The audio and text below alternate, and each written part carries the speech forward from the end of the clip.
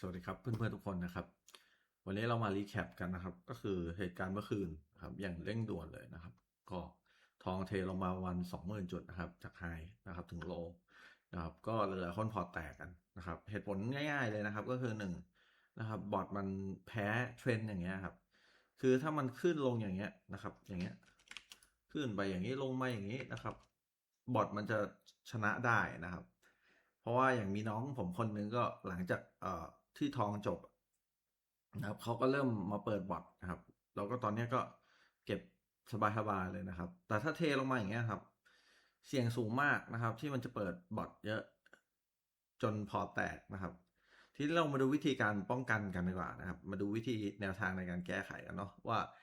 เอ๊ะถ้าเจออะไรอย่างเงี้ยนะครับเราจะแก้ได้ยังไงบ้างนะครับในกรณีที่เราอาจจะแบบ อยากที่จะหาทางรับมือนะครับมันก่อนนะครับหลายๆคนก็จะบอกผมว่าเอ้ยอันไหนเคลมว่า50,000 จุดนะครับคือ50,000 จุดอ่ะมันไม่ได้เทอย่างนี้นะครับมันมีช่วงเทปุ๊บเทไปเลยอย่างเงี้ยยังได้นะครับแต่ถ้าเทหยุดเทหยุดขึ้นไปเอาออเดอร์เทหยุดขึ้นไปเอาออเดอร์เทหยุดขึ้นไปเอาออเดอร์อย่างเงี้ยนะครับอันนี้อันตรายนะครับอย่างเงี้ยเป็นทางที่บอทเนี่ยจะแพ้นะครับ สุดท้ายแล้วก็วนกับเรื่องเดิมเนาะที่ผมย้ำนักย้ำหนาเลยว่าเดโมก่อนนะครับเพื่ออะไรนะครับเพื่อเพื่อนๆจะได้เห็นว่าเวลาเจอเหตุการณ์อย่างเงี้ยนะครับเพื่อนๆจะรับได้ไหมนะครับฝากทุนเท่าไหร่นะครับเมื่อวานก็มีคนแตกเยอะนะครับผมพูดเลยแล้วก็มีหลายคนที่ไม่แตกด้วยนะครับเดี๋ยวเรามาดูกันนะครับว่าวิธีการที่จะต้องค่าเนี่ยมันตั้งยังไงนะครับก่อนอื่นนะครับ วิธีการตั้งค่านะครับเอาที่ไวที่สุดนะครับก็คือพยายามลดตัวคูณลงนะครับค่าเดิมเนี่ยฟิโบเนี่ยตรงนี้นะครับค่อนข้างโหดมากนะครับถ้าเจออย่างเงี้ยนะครับยังไงก็ตายนะครับเพื่อนๆอาจจะไปใช้ตัวคูณแบบค่อยๆเพิ่มทีละนิดก็ได้นะครับเนี่ยเพิ่มฟิกแวลูก็ได้นะครับถ้าฟิกเนี่ยไม่เพิ่มเลยนะครับเพิ่มแค่ไม้แต่ว่าไม่เพิ่มเลยนะครับ ถ้าเพิ่มแบบอันสองก็จะค่อยๆเพิ่มทีละ0.01หรือตามที่เรากำหนดนะครับนะหรือว่าจะเป็นตัวคูณนะครับเนี่ยใช้ตัวนี้ก็ได้ผมมีอธิบายไว้แล้วนะครับคลิปตัวนี้นะครับยาวมากนะครับหรือใช้เป็น power law แล้วตั้งจาก1.5เป็น0.7อะไรอย่างนี้ก็ได้นะครับแบบนี้ก็ทำได้นะครับอันนี้จะช่วยได้เยอะเลยนะครับจะช่วยให้หลอดไม่บวมขนาดฟีโบนะครับฟีโบเนี่ยเจออย่างเงี้ยหลอดบวมไวมากนะครับแล้วพอร์ตแตกเร็วนะครับถ้าเพื่อนๆอยากจะรอดนะครับในสถานการณ์นี้นะครับอาจจะใช้เป็นตัวใดตัวหนึ่งนะครับที่ไม่ใช่ตัวคูณที่สูงนะครับเพราะงั้นเนี่ยลองไป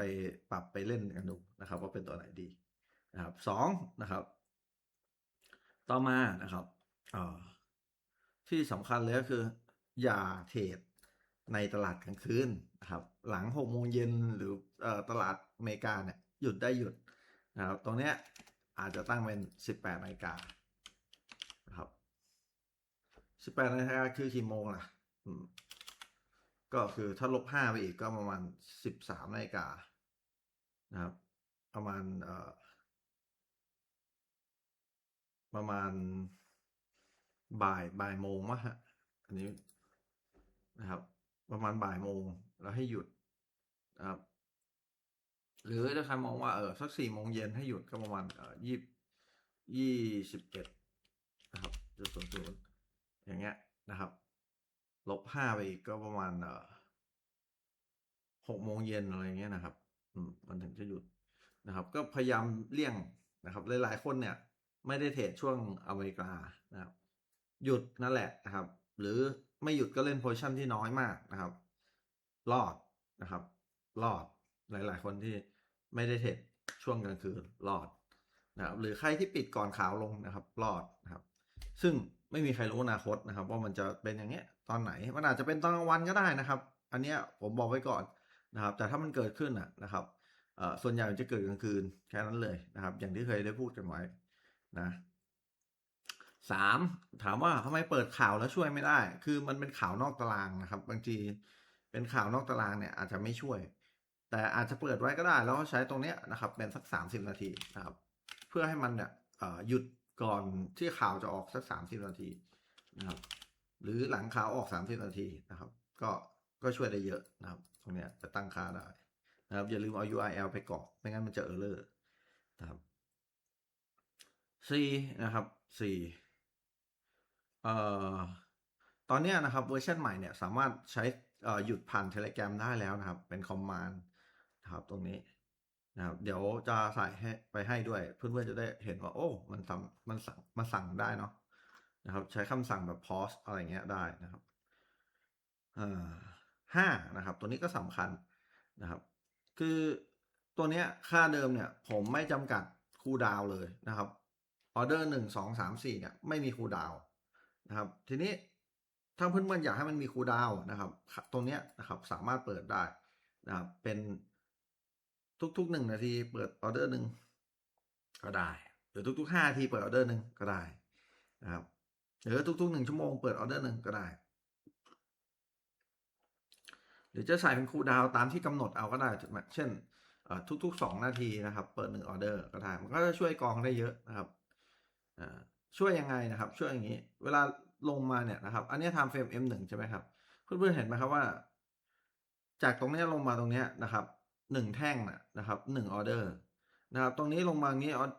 เป็น1 ออเดอร์นะครับ2 ออเดอร์จากตรงนี้ลงมาตรงนี้อาจจะ3 ออเดอร์จากตรงนี้ลงมาตรงนี้4 ออเดอร์จากตรงนี้ลงมาตรงนี้5 ออเดอร์เองนะครับ5 ออเดอร์เนี่ยไม่ได้เยอะเลยนะครับไม่ได้เยอะเลยนะครับนิดเดียวเองนะครับ5 ออเดอร์เนี่ยแต่เห็นไหมครับว่าระยะเนี่ยประมาณ10,000 จุดแล้วนะครับเนี่ยทางนี้6 ออเดอร์นะครับตรงนี้มา7 ออเดอร์นะครับแต่กับคนที่ไม่ตั้งเนี่ยอาจจะ1 2 3 4 5 6 7 8 9 10 11 12 13 14จำนวนโพซิชันต่างกันนะครับระยะห่างเท่ากันจริงแต่ว่าพอเราไม่ได้ใส่คูลดาวน์หรือใส่จำนวนบาร์ในการปิดให้มันเนี่ยมันทำให้เพื่อนๆเนี่ยเปิดออเดอร์มหาศาลมากซึ่งพอเปิดมหาศาลแล้วมันยังไม่กลับตัวเนี่ยพอแตกนะครับเพราะงั้นเนี่ยตรงนี้สำคัญเหมือนกันนะครับเพื่อนๆลองไปปรับใช้กันดูนะครับค่าเดิมปรับเป็นออฟไว้เพราะอยากให้อิสระทุกคนเนาะตรงนี้นะครับตรงนี้อันนี้5นะครับเนี่ย2 ค่านี้เพื่อนๆลองไปปรับเล่นกันนะหาความเหมาะสมเอานะครับเอ่อตรงนี้ก็ช่วยได้นะครับหยุดกิจเมื่อราคาผันผวนเกินนะครับตรงนี้อาจจะไปลองเล่นกันดูค่าเดิมปิดไว้นะครับอาจจะตั้งมัน True ดูแล้วดูมันจะเปิดออเดอร์ไหมนะครับ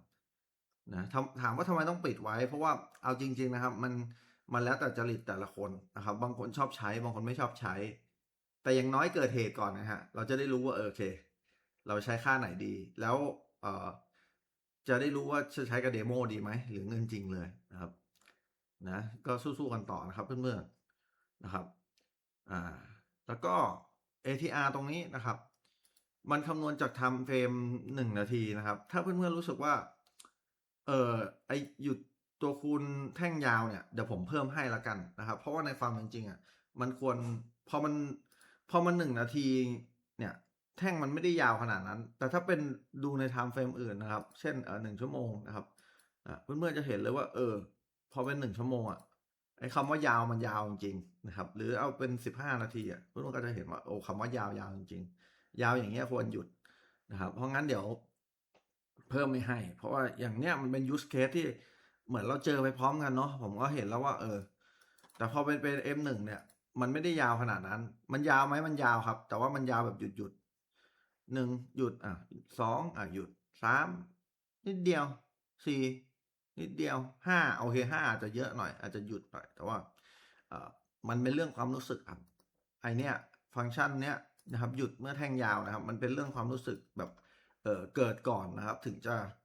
ถึงจะรู้ว่ายาวไม่ยาวนะครับเพราะงั้นเนี่ยไอ้คำว่าเกิดก่อนเนี่ยบางทีมันอาจจะได้ออเดอร์ไปแล้ว5 ออเดอร์อย่างเงี้ยครับมันก็หยุดไม่ได้แล้วเพราะถ้าหยุดตอนนั้นโอกาสที่จะโดนลากพอร์ตแตกก็สูงนะเพราะงั้นไอเนี้ยจะช่วยได้เยอะมากกว่านะครับถามว่าอันนี้ช่วยได้เยอะมากกว่าใช่นะครับอาจจะไปปรับให้นะครับเลือก time frame ได้แล้วกันว่าใช้ขอ time frame ไหนนะครับต่อมานะครับก็ตรงนี้ก็สำคัญนะครับเวลาใช้งานเนี่ยใช้พวกสโตร์เนี่ยเขาจะช่วยได้นะครับกองจังหวะในการเข้านะครับว่าโอเคมัน มันได้ที่หรือยังนะครับถ้าใครตั้งโซไว้เนี่ยโอกาสในการได้ออเดอร์ที่แย่ๆนะครับก็จะต่ำลงนะครับแต่ว่าอันนี้ไปปรับใช้นะมันเป็นเรื่องความชอบเป็นเรื่องรสนิยมเพราะบางทีผมเปิดไว้ให้เนี่ยเพื่อนๆก็ไปปิดอยู่ดีเพราะมันไม่เทรดนึกออกใช่ไหมครับถึงไหนละ6เลย6ป่ะ6น่าจะ6อ๋อก็แล้วก็มีพวกtrend moving average MA ตรงนี้ก็ช่วยได้บ้างนะครับตรงนี้ก็จะเป็นถ้าสมมติเราเปิดใช้ MA ใช่ไหมครับแล้วมันผิดทางมันก็จะไม่แก้ออเดอร์เลยครับตัวเนี้ยนะครับบล็อกกิจนะครับ MA มึงยังไม่ซื้อแบบซื้อเยอะๆอะไรเงี้ยซื้อแบบผิดทางอีกนะครับถ้าเปิดไว้นะครับโอเคแล้วก็หลักๆนะครับในการเปิดออเดอร์มีเท่านั้นเลยนะครับไม่ได้มีอะไรมากเลยนะครับ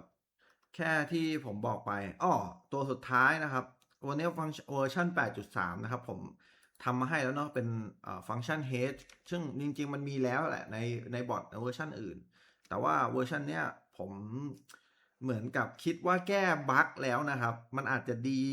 หรือไม่ดีเพื่อนๆลองไปเทสกันดูแล้วบอกผมด้วยนะ ก็คือเป็นการเปิดใช้ hedging ไหมสมมุติว่าเราติด order buy ใช่ไหมครับติดเยอะเกินดอดาวที่กำหนดเนี่ยนะครับก็เนี่ยทุกๆกี่เปอร์เซ็นต์นะครับเนี่ยตัวเนี้ยเรากำหนดได้ threshold นี่ก็คือทุกๆดอดาวทุกๆกี่เปอร์เซ็นต์เนี่ยมันจะ hedging ไปนะครับตามเปอร์เซ็นต์นี้เลยนะครับตามขนาด position hedge นะครับรวมกันแล้วได้ร้อยคือ hedge 100%สมมติทุกๆ25%นะครับ hedge 15%ทุกๆ45%เฮดบวกอีกไป25อะไรเงี้ยนะครับทุกๆ65%นะครับเฮดไปอีก30%เลยวิกฤตละถ้าไป15%เนี่ยเฮดไปอีก30%เป็น100%เลยนะครับแนวคิดมันประมาณนี้นะครับเพื่อนๆเราไปปรับใช้ดูนะครับก็อาจจะดีก็ได้หรือไม่ดีก็ไม่รู้นะครับลองกับเดโมก่อนอย่างน้อยก็ไม่เสียตังค์ใช่ไหมครับแต่ถ้าใช้เงินจริงก็ระมัดระวังในการใช้งานด้วยนะครับ แล้วก็อันสุดท้ายนะครับอันนี้สำคัญมากนะครับก็คือการตัดขาดทุนนะครับถ้าเพื่อนๆรู้สึกว่าเอาชัวร์สุดนะตัดขาดทุนเป็นเปอร์เซ็นต์เลยทุกๆ20%หรือทุกๆ10%ก็ได้นะครับแบบเนี้ยตั้งแค่เนี้ยต้องใส่ลบด้วยนะบางคนไม่ได้ใส่ลบบอทไม่ทำงานนะครับลบ10%ของพอร์ตถ้าลบเกิน10%ตัดเลยแล้วหยุดนะครับอันเนี้ยชัวร์สุดนะครับการใช้ stop loss นะครับดีสุดหรือเพื่อนๆอาจจะบอกว่าทุกๆ5,000เหรียญนะครับลบ 5,000นะครับเราก็ยอมแพ้เลยนะครับหยุดบอทเลยนะครับถ้าลบเกินนี้แพ้หยุดเลยนะครับเนี่ยแค่นี้ก็ทำให้พอร์ตเพื่อนๆเนี่ยปลอดภัยแล้วนะครับกับวันแบบนี้นะครับโอเคคลิปนี้ก็รวมฮิตนะครับของการตั้งค่าเพื่อให้EA ทำงานน้อยลงช้าลงนะครับเพื่อความปลอดภัยที่มากขึ้นนะครับโอเคหวังว่าเพื่อนๆจะได้ประโยชน์นะครับ หากมีคำถามอะไรเพิ่มเติมนะครับก็สอบถามเข้ามาในกลุ่มได้เลยนะครับก็หวังว่าเพื่อนๆเนี่ยจะเข้าใจมากขึ้นนะครับว่าทำไมผมถึงเนี่ยอธิบายแล้วก็ชอบบอกจังเลยว่าให้ใช้เดโมนะครับมันก็เป็นประการฉนี้ละครับสวัสดีครับ